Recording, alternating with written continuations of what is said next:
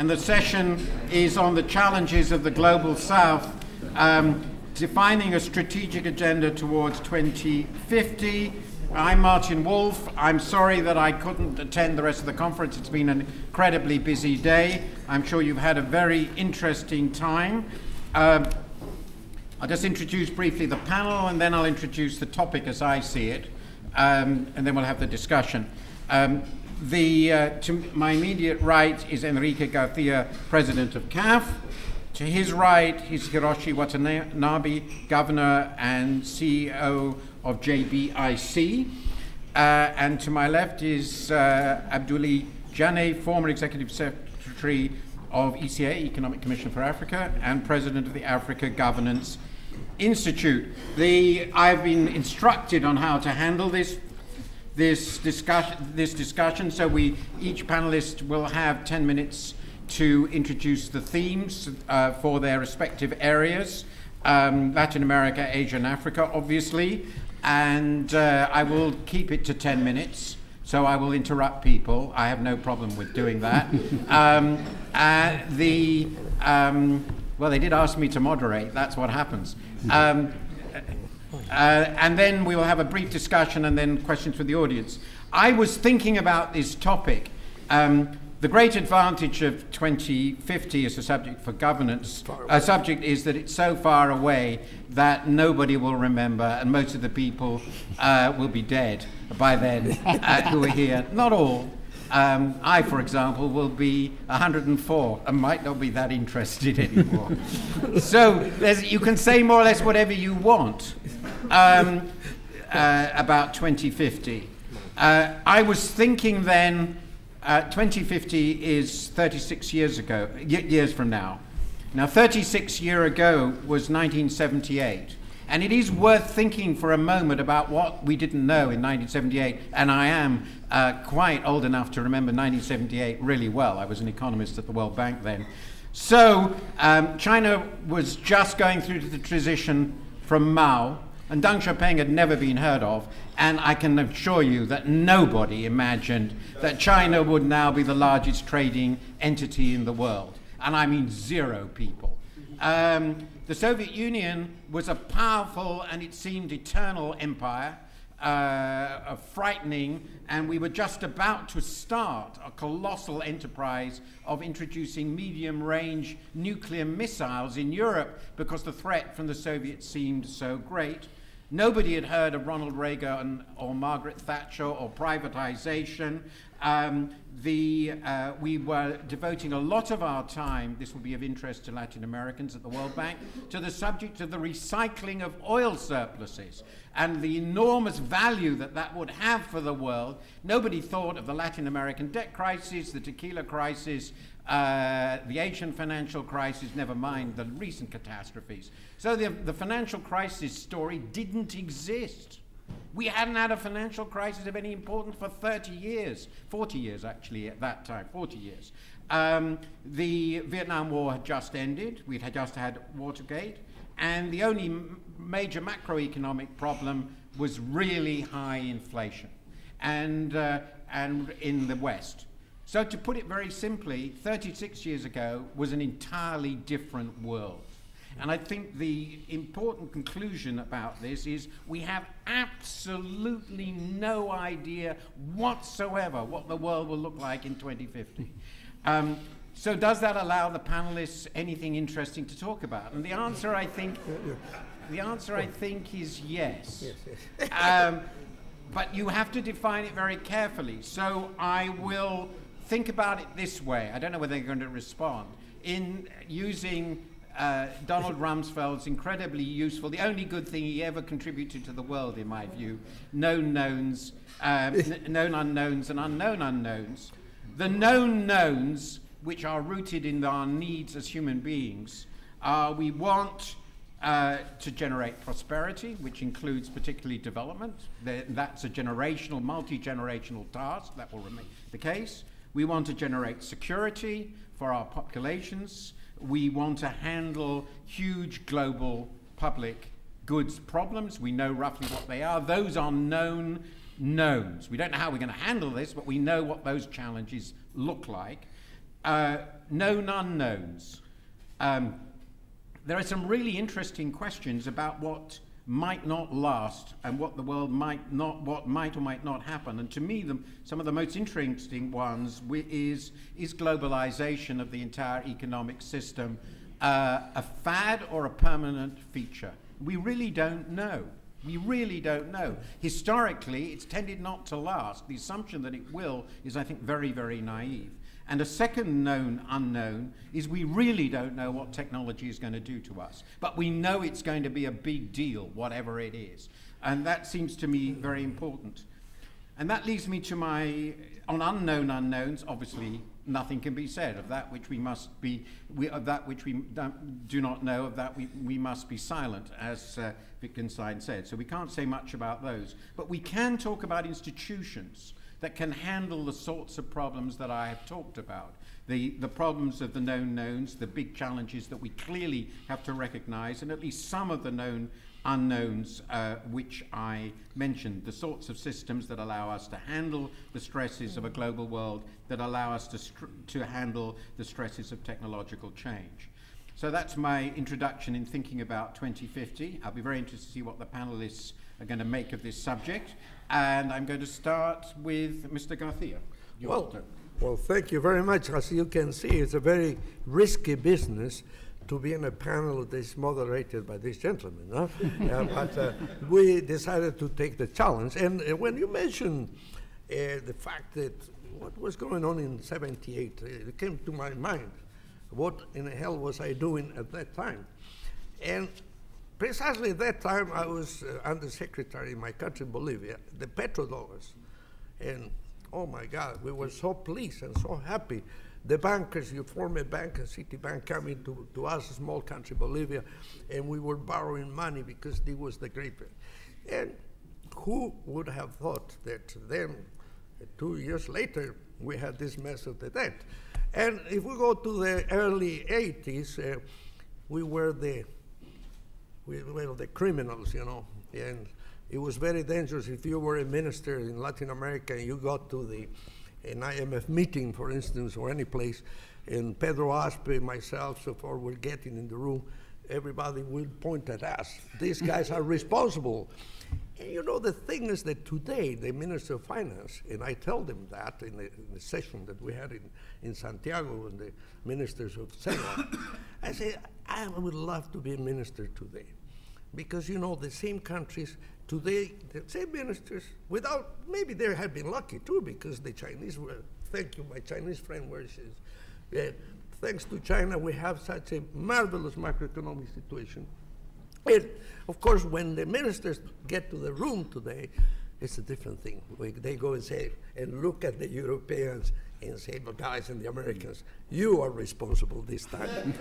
Because the figures are similar. The only thing is the only thing I knew at that time is, besides that Enrique Iglesias was going to be a prominent man. He was in CEPAL that day.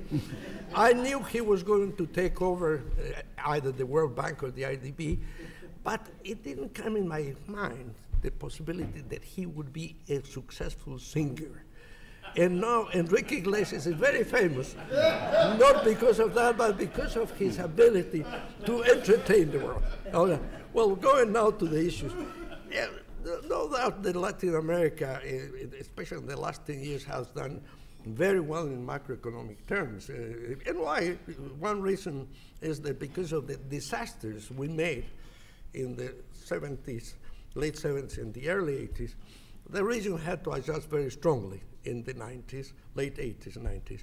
And the sense of responsibility in macroeconomic management is something that does exist in the region, with very few exceptions, very few, very, very few exceptions. Most Latin American countries have sound macroeconomic policy management. But the second thing is, again, the winds that came from this marvelous and dynamic evolution of China and the country. So that's the good news.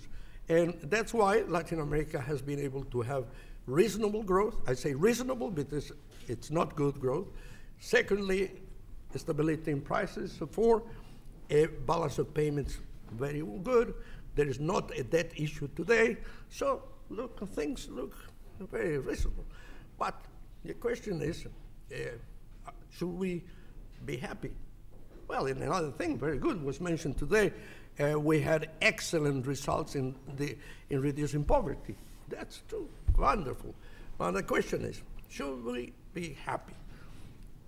And the answer is no. And why no? Because I think that if we look at 2050, let's say 2025 to be more realistic, unless Latin America has a higher rate of growth, we cannot be satisfied with a rate of growth of 3-4% on average. Of course, there are some countries growing at 7-8, but the average is that 3-4%.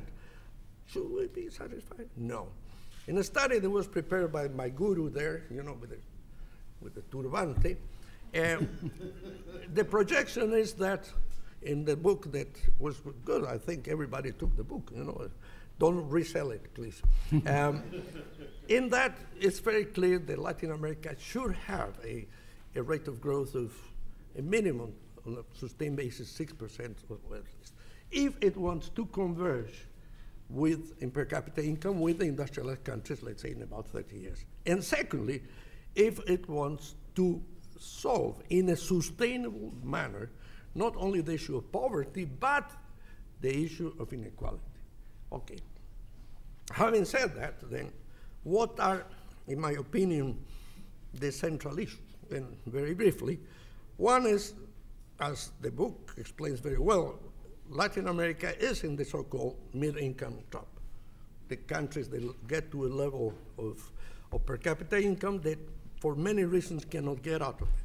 There is another trap, which is a very crucial one, is the informality trap.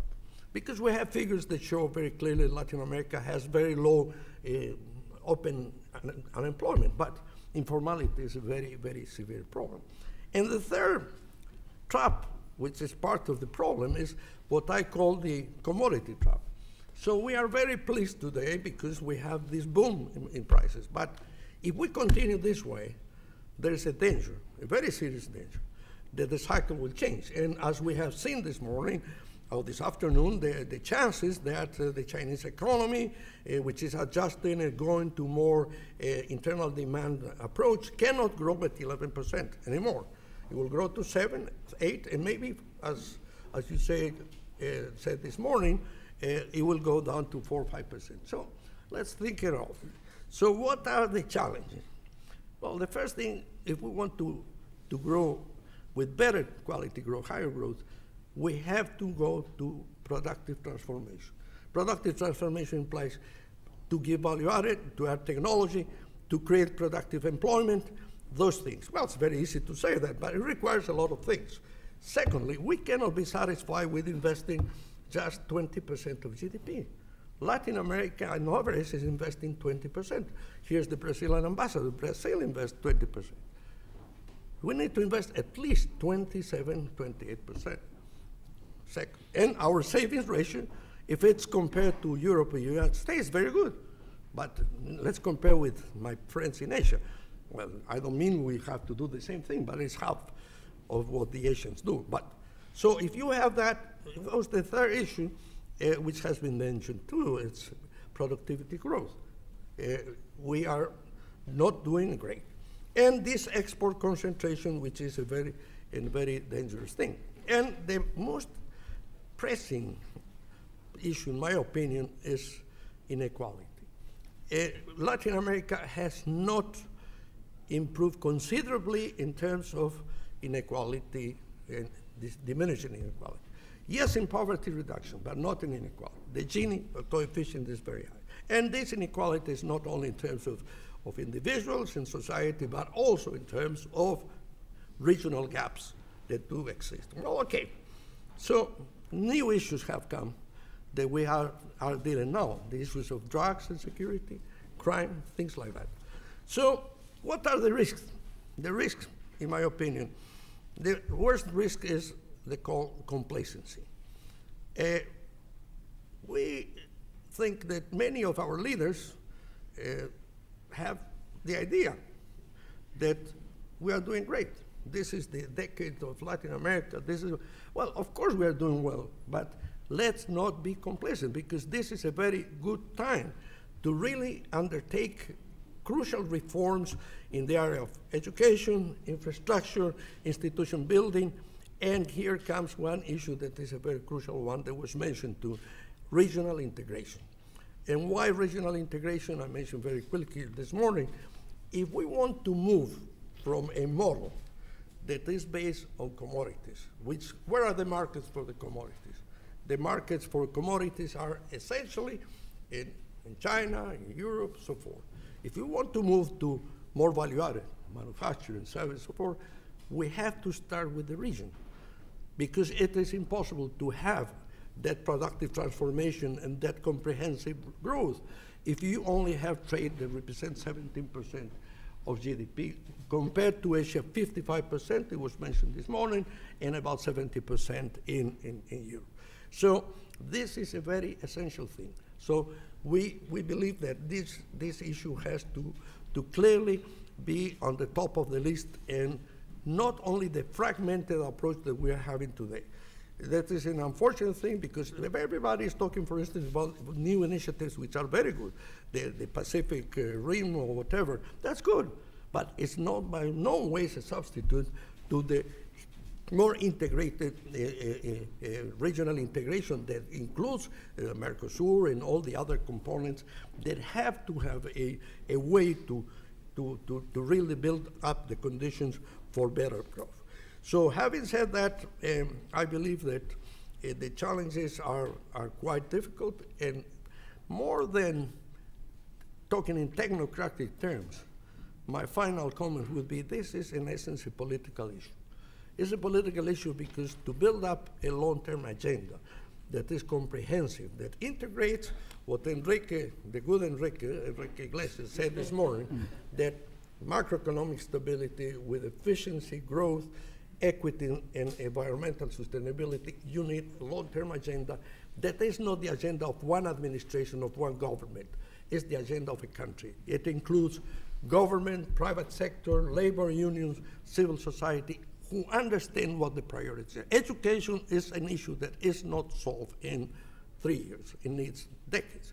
For that, you have to have a clear vision of the future. And that, in essence, in my opinion, one of the tasks for policymakers is how to build within democracy a context in which you have a clear picture on the issues there. I stop there. Thank you very much.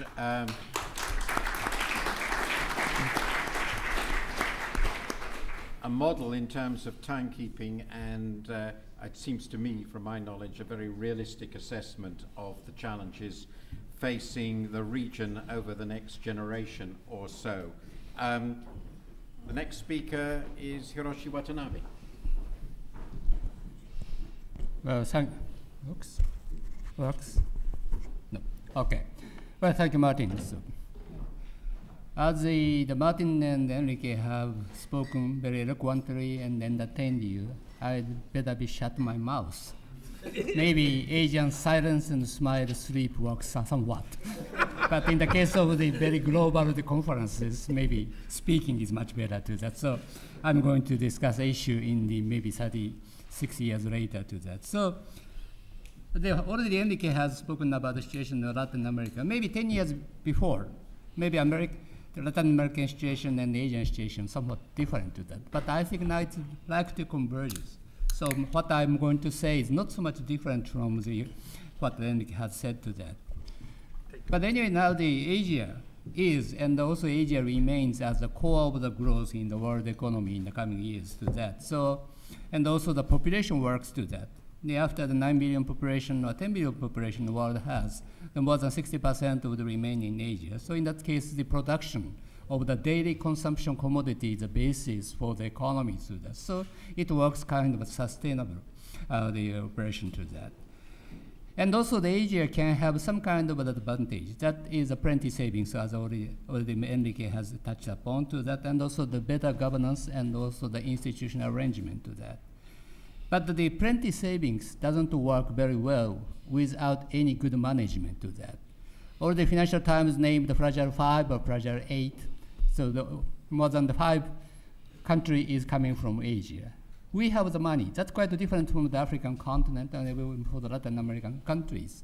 But still, we could not mobilize and utilize very freely to that. So we have to send the money into the city and Wall Street and come back in the very different form to that. That is one of the reasons we have the very difficult Asian crisis in the 97, 98 to that.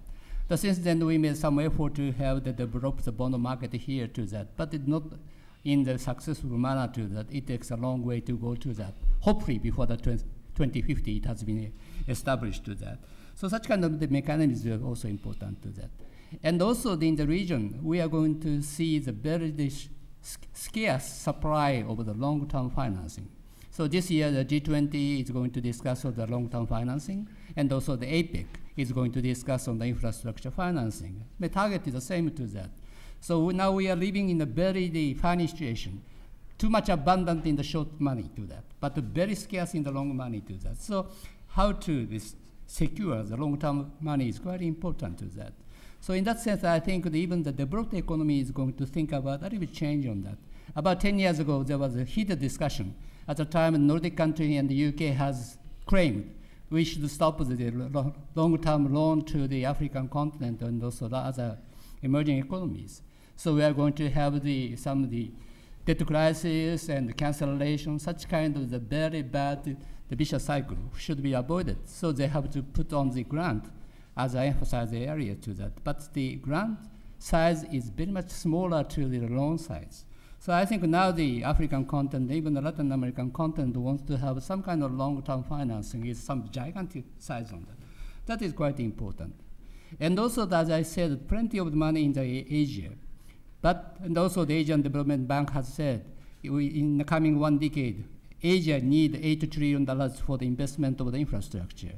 But from now on, even the developed economy is going to have the infrastructure financing for the repairs and maintenance. Maybe our case is for the emerging economy, we need money for the new construction to that.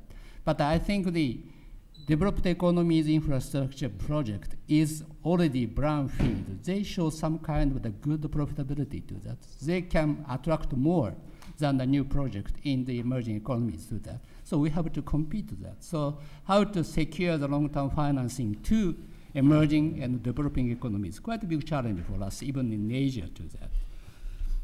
And another one is already also the Enrique has put the emphasis on that. We need inclusive growth. So in the last 2 decades of courses, one time we have some emphasis on the expansion of the economy. But some of the other areas, we are going to emphasize on the poverty reduction for the maybe liberalized society. But we need now inclusive growth, big expansion of the economy, and also the fair distribution or fair redistribution of income. That should be realized in the coming days on that. So I think now the leaders of the country have recognized the importance, but not easy to do that. So Japan is one of the most successful socialist taxation countries to that. But still the other country is going to struggling coming from now on to that. So I think that maybe taxation and also the government budget allocation should work on to realize inclusive growth in the coming days. That is quite important to that. And also the institutional arrangement in the Asia is very much important, especially in the education, not only for the elementary education, but also secondary professional education at the age of the 12 to the 15 or 18. That has been already developed to that, but also the Latin America and then Africa, we needed to encourage more to such kind of operation. It keeps some good workers' talent in the youth areas. That is quite important.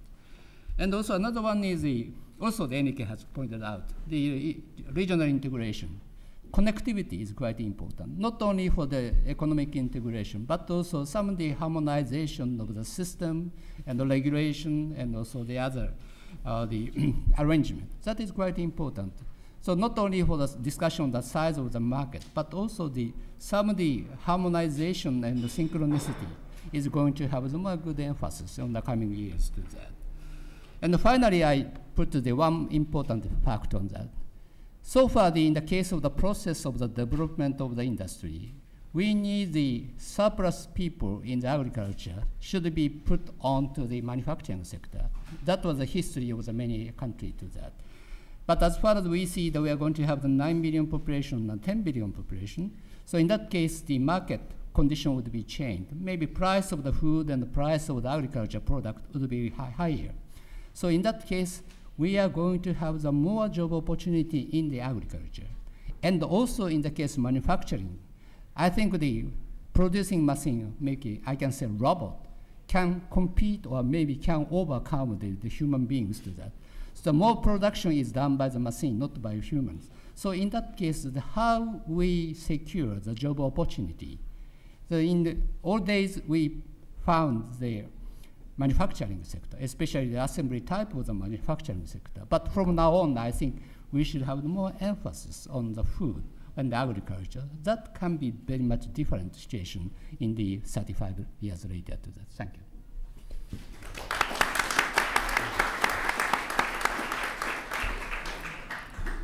You've raised a great many issues, and the last one is particularly provocative. I'll perhaps keep that for questions later, but I think you've emphasized in an interesting way the challenges faced by Asian economies, even though as a region, if it can be called a region, I always have great problem in thinking of half of the world as a region of the world, but the actually slightly more than half of the world, but it indicates the many challenges that even the most successful region of the world in terms of development actually confronts. So the last speaker is you, Mr. Janneh, and you're going to talk about Africa. Yes. What else, Mr. Chair, I can talk about? I first really am happy to be here, and I listen to you. You know, we pray every day that God will give us strength to do what we say we want to do, and to give us the wisdom to leave aside those that we cannot control. So it's in that context that we are looking at our continent. If I tell you we have a vision that captures some of those concerns that you put on the table, that we are looking for a continent which is prosperous, which is integrated, with first-class infrastructure, which is guided by citizens in an environment of peace, and which will be a global player. Those are the things that we put on the table. And in the continent, we are upbeat. We feel that this is something we can do. We are upbeat, our citizens believe in this, our friends believe in this. And we have also friends that put together a book called Africa 2050. They are here, you know, which says this is a reasonable aim, and Mr. Chair will give you a copy of the book. What is this optimism based on? Optimism is based on first our considerable demographic resources, youth. You know, in 2050, that I know for sure, we will be some 2 billion people. With some 2 billion people, we have, you know, a skilled force of 1.1 billion, and we'll be larger than China or India. So these are facts. These are not issues that really we are inventing. Second, you know, our natural resources, considerable natural resources, land, water, minerals, and everything. Okay, now of course, you know, how we exploit them, you know, in its governance and all this is a challenge. But we are hoping that this is something we could not take.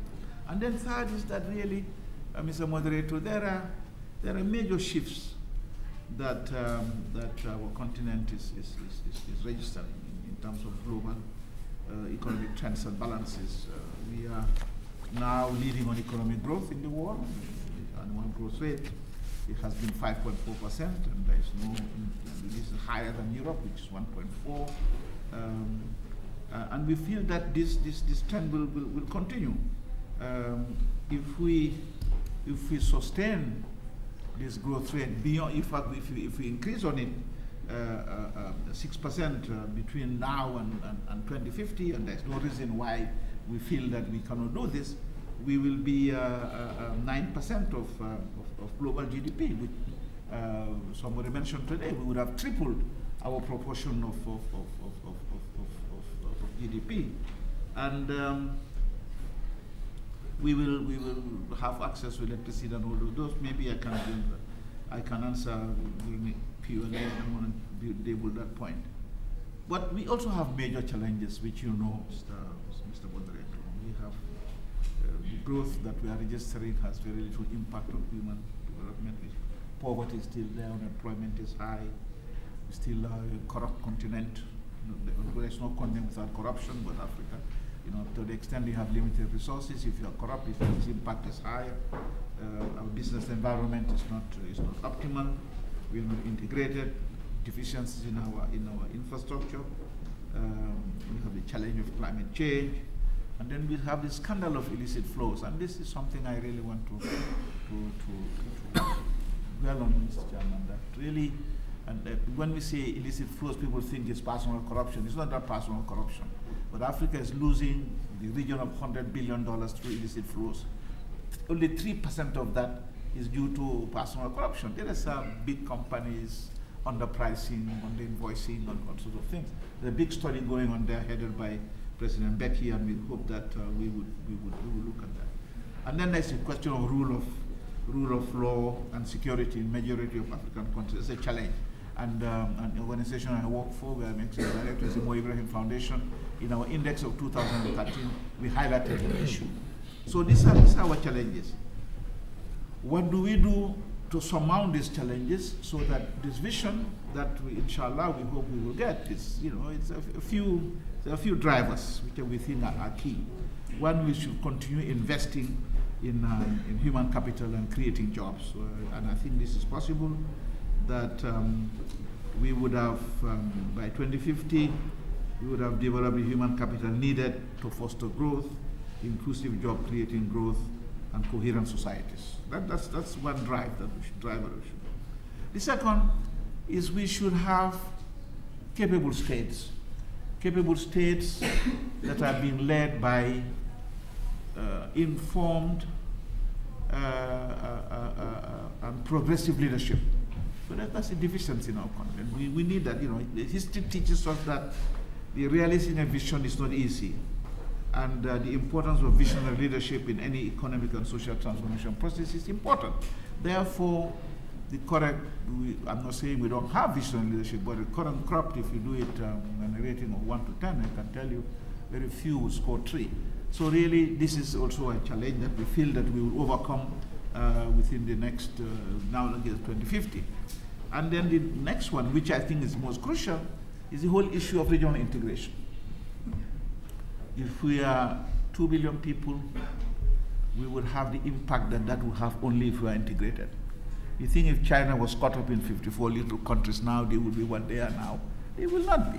Therefore, it is key for Africa to see to what extent, at least in economic terms, that we integrate. And now we are hopeful that this will happen, and the driver for this could be interregional trade. The African leaders have taken the decision by 2017 we'll have a common market. We'll have a common market. We do not doubt it. I think the political will is there, but it's important that integration be put very high on our agenda. And the final driving force are really our ability to deal with ongoing and new threats. One threat, of course, the whole issue of climate change. In Africa, all our development plans will come to nil if we do not deal with climate change, particularly when we want to drive our agriculture and so on. So that's important. But there again, we are very conscious of this, and although it's been taken, it is one thing, one area where we are at the wrong end of the stick. We do not contribute to global warming, but the impact on Africa is colossal. And really, it is condemnable that the world cannot get together and come to an understanding of how to deal with this and how to compensate those countries that are not doing. So that's one of our challenges. The other threat we have is that we have dealt with many conflicts. We are proud that we are able to bring those conflicts to a head. But the other conflicts are emerging in our continent, and to what extent we can deal with this is important.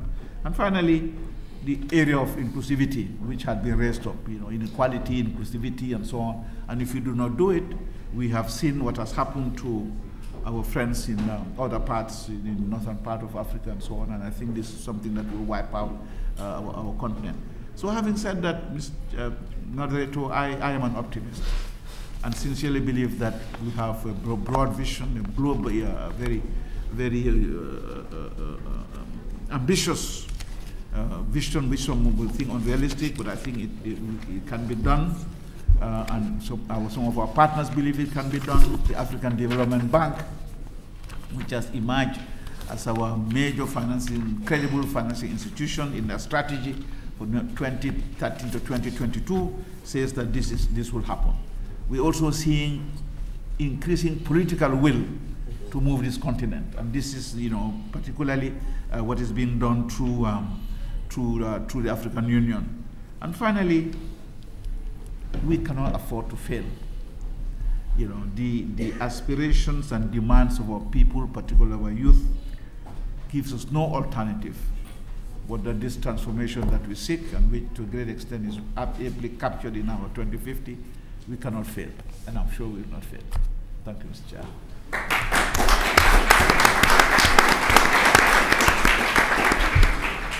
Thank you very much. Before I turn it to the floor, I'll raise a couple of issues which you can respond to. I was interested that two of you, Mr. Garcia and Mr. Janneh, both emphasized regional integration as an issue. Mr. Watanabe really didn't, though I'm going to come to that in a moment.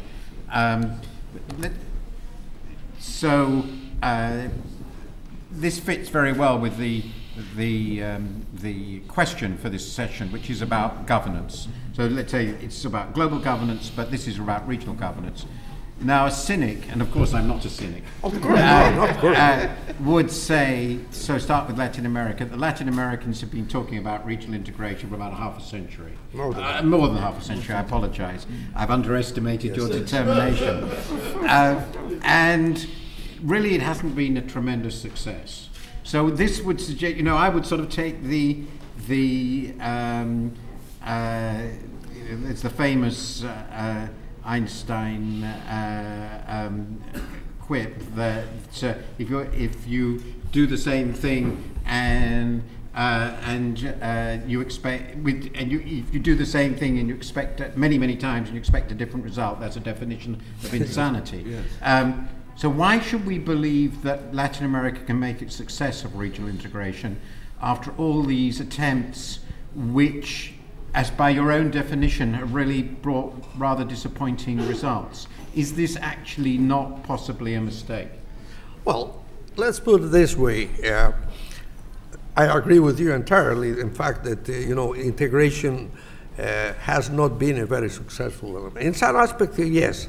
In fact, 3 weeks ago, we had a very interesting conference, a closed conference in Santiago. There was the promoter who invited was former President Lula, the Lula Institute, and ourselves, and CEPAL and IDB were part of it. And the conclusion that we had, at least the points of view that were raised by many of the participants, including President Lula and specifically former President Lagos, myself, is in complete agreement with you. But now, what's the difference for the future? Why we can be optimistic? And I tied up my answer to what I said before. The change in the model of growth, of development. If you keep a model in which you are tied up to the raw material concept, integration is important, but not that important, because where do you export? You go to, that's why it's so interesting, China and the borderline, the Atlantic coast and the Pacific coast. But if you really want to go to a model in which you have more value added, like you have in Europe, precisely, then you need a market, but not the market that was created originally in the Andean group of the early 70s, which was the protected market. No, you have to move into the theory of the open market economy, and I think that insofar as the governments and people realize that if we keep the traditional model, we'll have great days when prices are up, but terrible days when they are not. Once we realize that, and I think countries are beginning to think about it, from a very pragmatic standpoint, integration becomes a must. And for instance, the effort that are making, in one sense, the case of Chile, Mexico, Peru, and Colombia, and Costa Rica, it's an interesting thing, but it's not sufficient. Now, what I would hope, and there was the message that Lula, Lagos, myself gave in the meeting, is that the more traditional schemes, like for instance Mercosur, have the chance to solve some of the issues that have been impeding that type of thing. But I'm optimistic in that sense. Now, if we don't move in that direction, in other words, we still keep the same model, then 2050 will be a disaster for Latin America. So my impression is that we are in the right track, and I think we should. Enrique thinks the same way, I believe, don't you? No, because in integration, you know one story.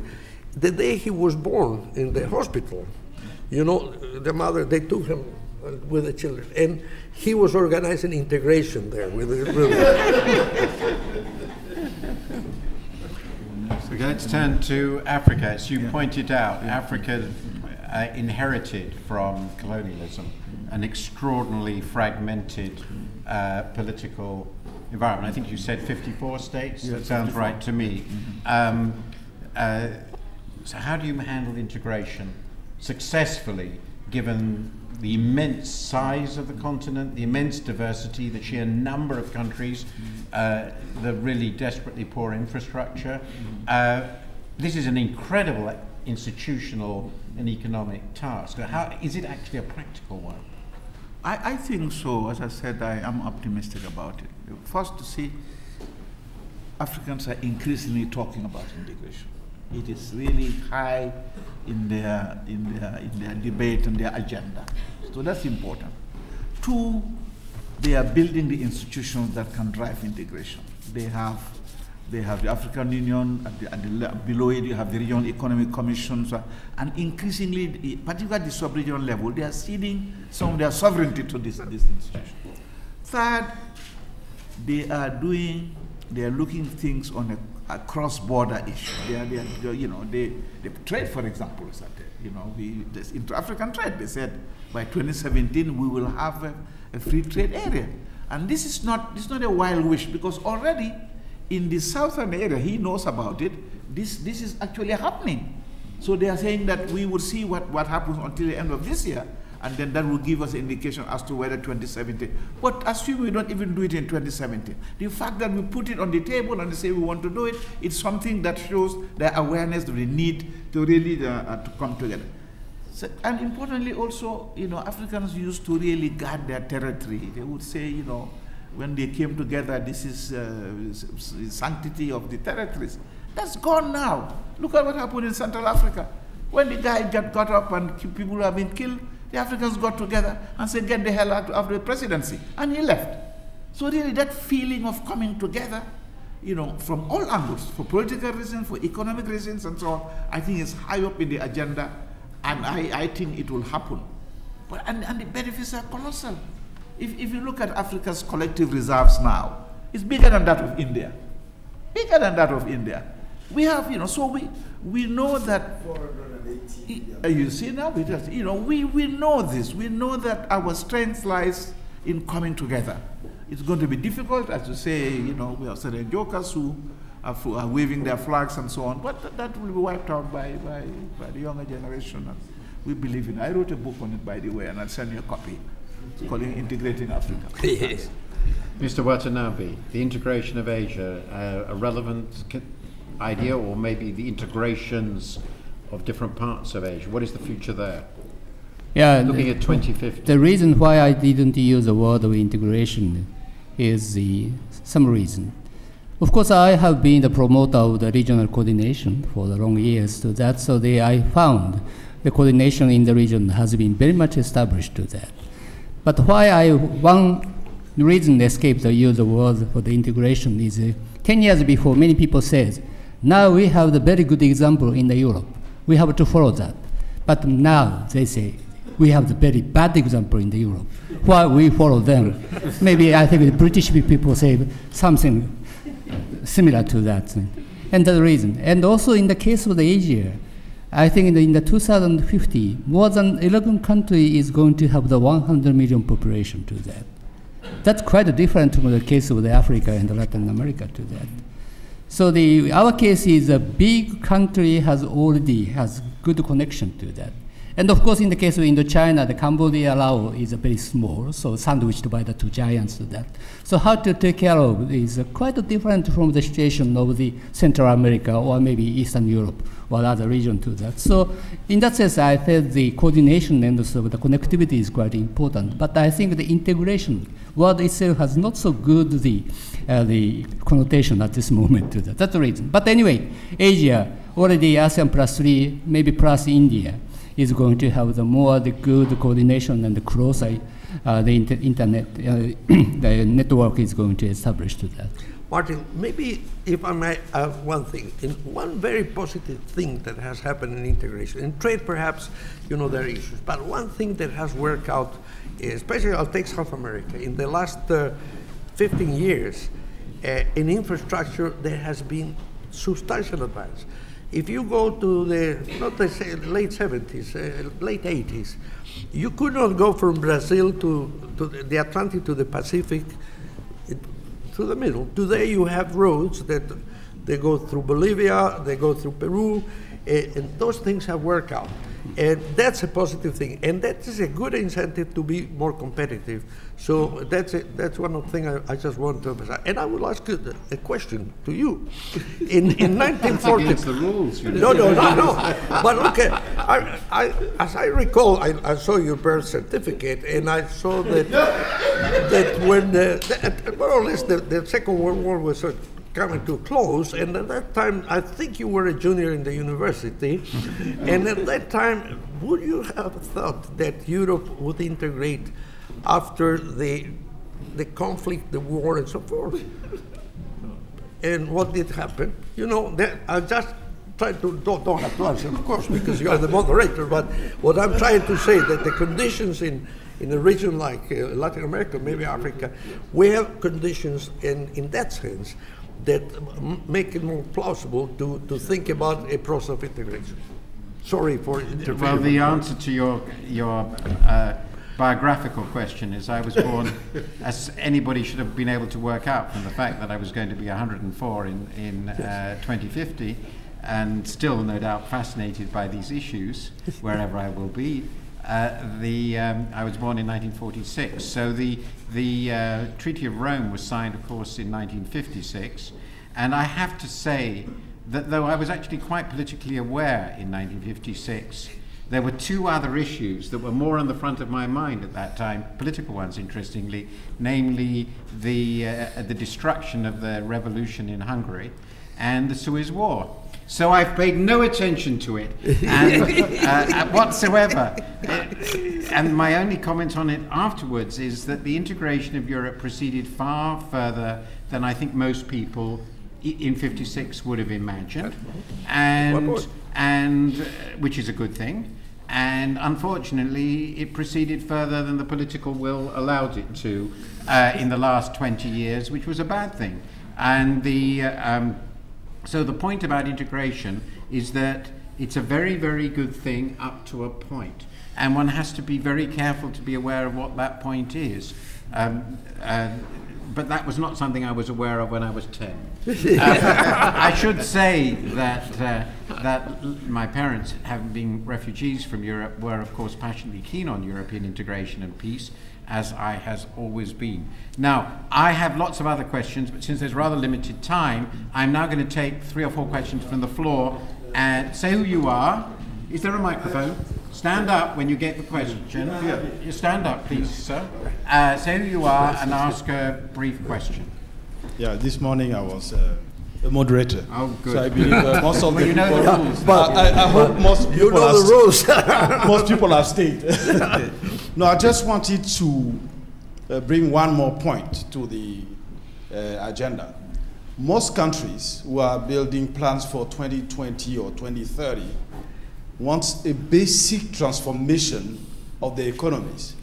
So the model whereby Africa or Latin America are going to continue to be reservoirs of raw materials for other continents to come and take those raw materials and have a developed economy, I think it has to change. And that paradigm is no longer on the agenda. That's what I wanted to add to what you had to say about Africa. Okay. Thank you. Very good. We'll come to that. That's a good point and question. Anybody else wants to raise a question at this stage on the issues that have been raised? Enrique. The singer. Yes, of course. Okay. There's a microphone. Microphone, please. I think your presentation, Martin, has been really very provocative. My impression is that studies on prospective were lost a little bit of appeal in recent years. Nowadays, they appear to be again on the table. I've seen the CIA moving analysis, the government of France. So in a way, we are again trying to rethink what can be done in years to come. I don't think we have, as I said, a picture of what can happen, but at least we know the set of questions that will be presented to the international community. One is, of course, the global issues. There's something, in the next 30 years, something will have to be done in the area of climate change, environment, water, energy. Something has to be. I don't know what, but something will have to be done. In terms of governance, you mean, first of all, the internal governance. You see, they say that we're going to have 4 billion people living middle classes in 2030.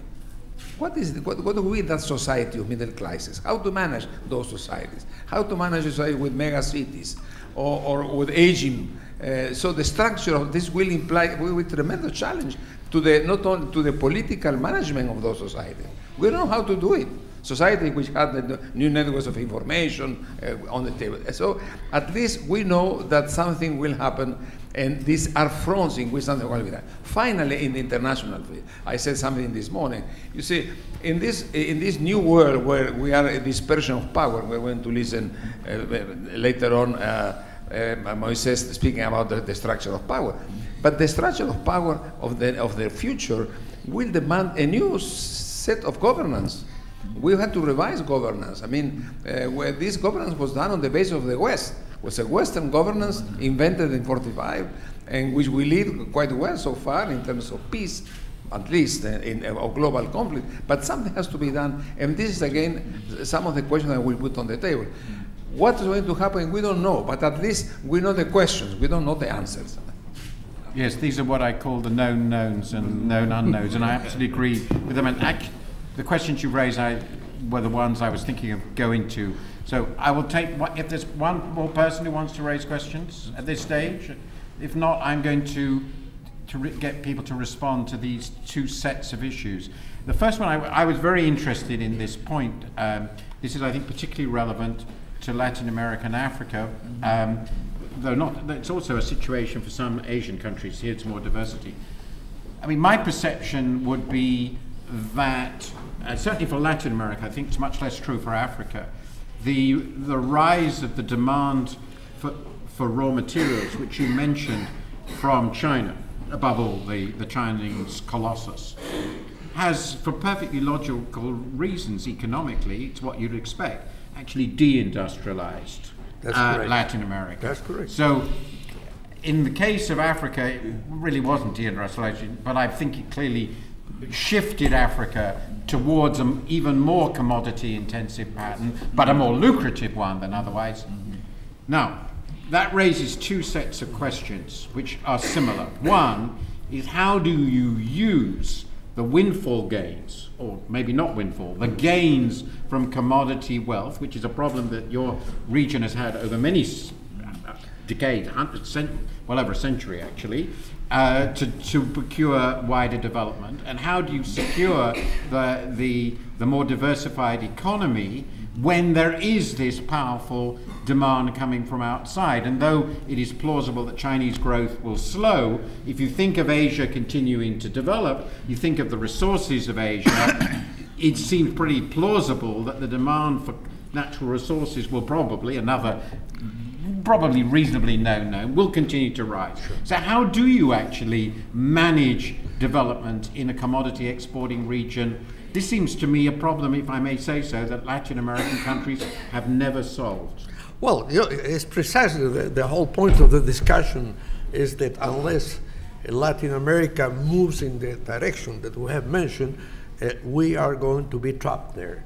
And what do you need? You need a couple of things. The first thing, you have to have the responsibility. It's an issue of the governments to recognize that, and it's possible. Let's take examples of countries that have been growing, industrialized, based on the natural resource they have. In Europe, let's take Finland and let's take Norway. Well, if you have surplus money, you have to save that and invest in other things. And precisely when we talk about the movement to this productive transformation, in this stage of the game, we want to emphasize the fact that this is a good time for Latin America because we don't have a macroeconomic problem. Countries, with a couple of exceptions, we have very stable macroeconomic environments, low inflation, balance of payments okay, high reserves, there is not a debt issue. You know, this is the time to make the changes.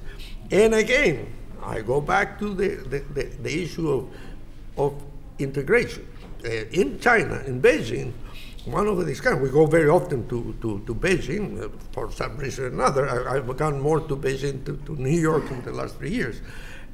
In our conference and in discussions with the authorities in China, we emphasize that. You know, we love that you invest in Latin America, but let's go beyond the natural resources.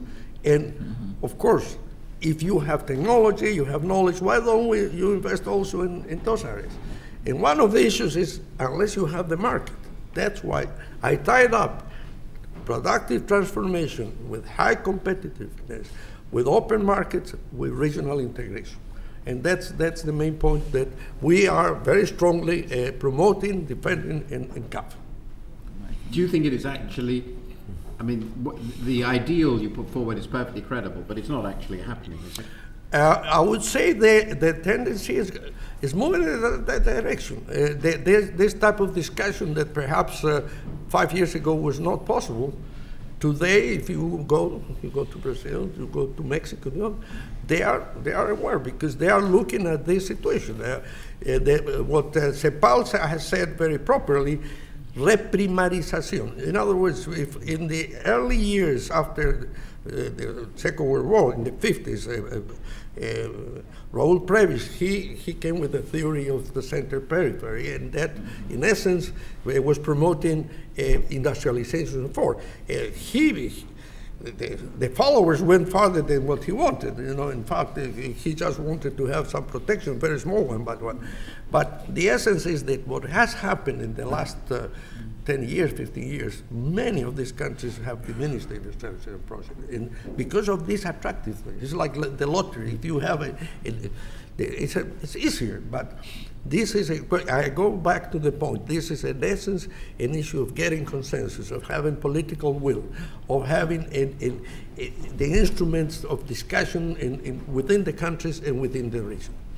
So, Mr. Janneh, the issue arises in Africa. Or it's the same. How far do you think that the big resource wealth that has gone to some African countries, obviously not all, is actually being properly used? And what can be done institutionally to ensure that it will be? No, first let me say that the whole issue of commodity prices did serve Africa well up to now. Because the fact that was there during the financial crisis, this is one of the elements that help Africa maintain its growth and so on. Well, having said that, I think increasingly debate is there, saying if that could be as it is, but we still need to add value to our commodities, and that's a very hot debate now. They're saying let us industrialize, and that has to be based on agro industries and so on. So it's going on, at the level of Minister of Finance, Minister of Agriculture, at the level of heads of state and so on. And I believe that will happen. And they're saying even if we have to sell our raw materials, they are looking at intra-African trade also in that respect. they are also within the context of this adding value. They are debating the issue of regional value chains. That is very much on the table in West Africa now, for example. So I believe that we will have there's traction in this, and that really we will move along this direction. We will cease to be providers of raw materials. We are talking of diversifying our economies and so on, and we cannot do that if we continue just to give our raw materials away. He will tell the Nigerians, for example. You think the Nigerians will continue exporting their oil when you sit and go to Lagos, you have long chains of people not having petrol? That cannot continue. Even if the government wants to, they will burn down the country one day. They have to refine their oil and supply not only Nigeria, but maybe the oil. That has to happen. In Senegal, the Chinese were buying their groundnuts. They buying, and my colleague from China is still here. I mean, they were competing in terms of, they wanted to buy, in Senegal, if you're there, they eat what's called chebjan. Chebjan comes out of oil. It's a plate that from granite oil. But all their granite was being bought. I mean, they stepped in and said, this is nonsense. It cannot continue. And there are many, many examples of it. So it will catch fire. And I have a feeling that we will not continue to be heroes of wood and so on for the rest of our lives. It won't. That raises lots of questions. Let me just move to the other set of issues that was raised. We've got another 10 minutes or so. We started very late. So, Mr. Watanabe, we haven't talked at all about global institutions. We've talked about regional institutions, regional integration, but Enrique raised them, and it is part of the plan for this session that we should be talking about global governance and global institutions. So, what should be done about with this long time horizon, global institutional arrangements which bear on the issues that matter for these regions? What fundamental reforms are required, representation, issues of obviously voting structures, issues of global versus regional institutions. Should Asia have, in fact, a monetary fund instead of the International Monetary Fund, an issue that rose in the Asian financial crisis? What about climate change? Obviously, these are incredibly large issues, but what do you think are the one or two really big things, maybe just one thing, that needs to change on the global governance, global institutional context? I think in the case of the global governance, the first institution we have to reorganize is the IMF. Anyway, how to use the fund efficiently. We are going to have the one single entity. The last 1 decade or maybe 1.5 decade, we have some skepticism to the IMF. So each country is going to accumulate the foreign reserve. It's very much inefficient way to that. And also we discuss on how to make the change of the representation issues to that. So still on the way to go to that. But I think the financing in the one pool is quite important. So in that case, I think that could be realized in the coming years to that. And also last 1 decade, we have the skepticism that all the global institutions, WTO doesn't work to that. So each region is going to have the regional arrangement on that. So, but now I think as far as we have some outcome of the regional integration or regional coordination, then we are going to discuss on the global institution to be re-established. In that case, each region has some compromise already to that. So we don't discuss on the 180 different proposals, maybe 4 or 5 different proposals to that. So in that case, we have some kind of momentum to go on to that. So I think the global institution has still the power when the big disaster comes to that, the regional integration or regional institution cannot cope with that. So in that case, I think now it's a time to discuss on that. But I think maybe it could be done after the 2020. So but still we have 30 years to go up to 2050 to that. That's my impression to that. And looking back to the last question we discussed on the raw materials. I think now every government wants to add the value to that. So the energy producing and the mineral producing and even the food producing countries, they are going to have some kind of the policy to sponsors to make some kind of the value added to that. In the case of the smelting of the copper or even the steel mill, they have to do in the country where the iron ore and the copper ore is produced to that. Even the case of the petrochemicals, so they are going to have some middle stream of the manufacturing can be done to that. And also in the case of the food industry, we are going to have the food processing should be done very close to the production side to that. In the case of Asia, if India is going to take the similar manner of the development like the China, Korea, Japan, in that case from now on, in India, domestic side, 600 million people goes to the city. It is inevitably bad to that. So I think some reallocation of the industry is quite important in the coming years to that. Yes, yes. That's my response. One point that has not been mentioned during the day, which is very important, especially for countries producing oil and gas in Latin America and in the planet the world, is what is happening in the United States. The United States has had in the last few years discoveries and expansions, and the projections for the next 5 years that they will be absolutely self-sufficient and they can export. So particularly for Latin America, some of the countries that today have the main market is the United States is something to be aware of. Our own impact on global governance would be linked again to the integration agenda, not that country, but be our ability to be able to speak with one voice on certain issues. I think the reform of the IMF is of great interest to Africa. The reform of the Security Council is of great interest. And these are issues that negotiations on climate change are very important to us. And these are issues in which Africa has got together and they are now speaking with one voice. Because that's the only way we could have weight. If not, it's not possible in individual African countries. So this, as we move the integration agenda, this ability to get together, this, what our priorities are, what do we want at the global level, and have, speak with one voice on those issues, I think would help considerably. I can perhaps take one more question, a last question.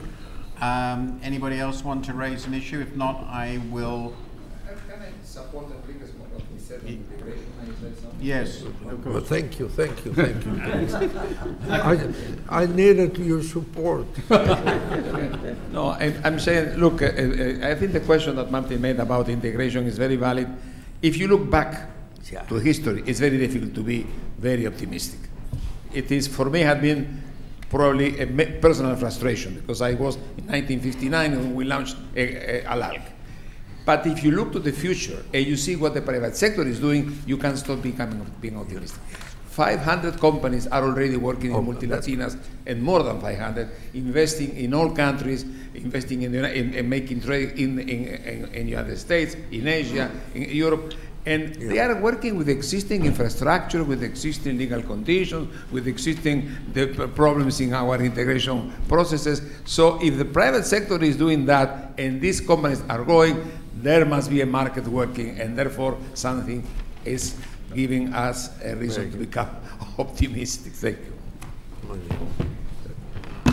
I'm going to bring this to a close. It would be daunting to summarize it. The general mood was, I would describe as guarded optimism, though the strongest optimism came definitely from Africa, which is, for someone who followed development for a long time, I worked on Africa for the World Bank in the 1970s. This is a big transformation in mood. There is no question, and I hope it will be followed by success. The discussion was, I think, pretty realistic on the challenges, which are obviously daunting. The middle income trap, the commodity trap, we discussed that at great length, which I think is a very, very big issue. and I'm much less optimistic than the panelists on how well commodity wealth is now being used. In other words, I think it's being comprehensively misused and abused, and it will turn out when the commodity prices cycle turns, or as it is turning, that there are an awful lot of countries in terrible trouble. Their fiscal problems are much bigger than they think they are, and a lot of the money has been wasted, alas, but then journalists think like that. So there are a lot of lessons, though generally I think people have used it somewhat better than in the past. The challenges are clearly very, very large. I was interested that really there was more emphasis on regional processes than global ones, which I actually think is quite realistic, the way things are at the moment. Though just one comment on what Enrique Iglesias said, I have absolutely no doubt that if allowed to do it, the private sector will do a lot of the integration. The question is essentially what is the role of government in supporting it? I would emphasize the one that did come out in a big way, which is infrastructure. If you physically can't move the stuff, then the integration is impossible.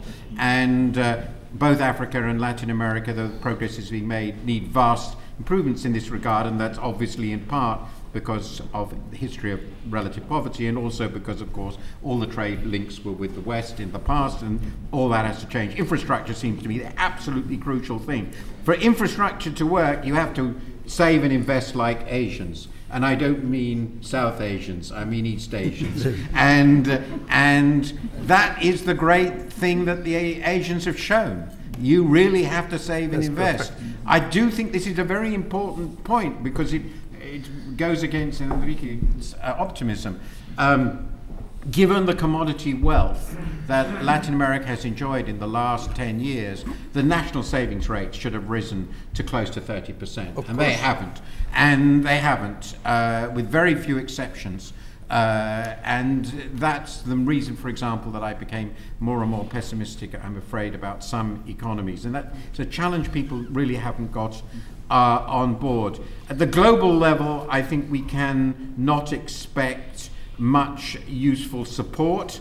Alas, I was very interested in, because I happen to agree with Mr. Hiroshi Watanabe's comments on the IMF, one of the most depressing events of the last week, which I'm sure you're all aware of, is that the US Congress, in its great in eternal wisdom, has just turned down the incredibly modest and mild quota reallocations within the IMF, which has killed off years of negotiation. And I think it does reveal what seems to me now to have become a fundamental global problem in this restructuring of global institutions, which is, to put it bluntly, the US is not interested.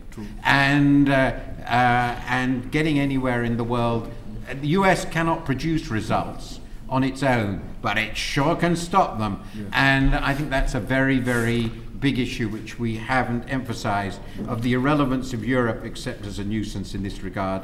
It's, and particularly on the IMF, I do not need to speak because of the rearguard action the Europeans are fighting to preserve their ludicrous inherited position in these global institutions. So my bottom line is there are huge opportunities, there are huge challenges, and the Global South is in essence on its own. And as long as you understand that, you can do incredibly well, as many countries have shown in the past. But I'm afraid the global environment can be exploited successfully, but it can't be transformed in one's favor with any great ease. So that, I think, brings up to a conclusion this fascinating panel, which I enjoyed very much. And I don't know when, it says here that at 5:30 Moises will start. At 5 o'clock he will start. So, so he's gone. So great. I've taken the 20 minutes that was taken out of us, and Moises, it's all you. Thank you very much.